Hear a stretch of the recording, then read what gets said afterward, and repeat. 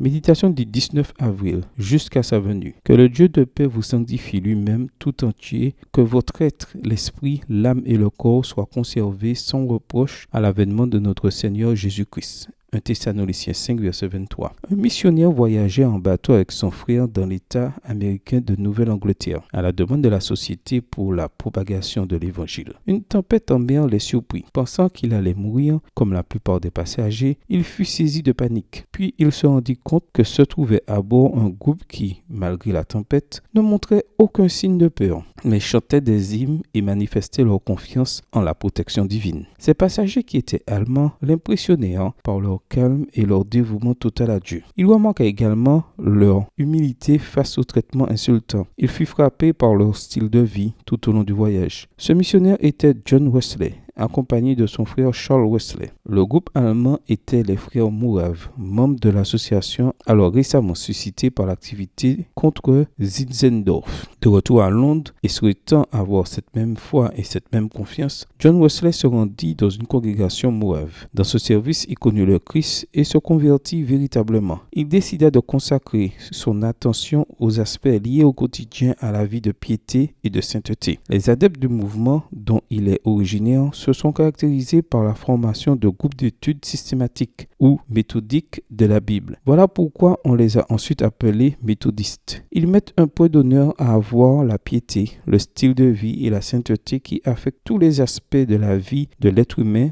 comme le montre le texte aujourd'hui. Dans ce passage, l'apôtre Paul fait comprendre que Dieu est la source de tous les biens, et cela inclut la sainteté. Ce même Dieu promet de prendre soin de notre sanctification de manière complète et en profondeur.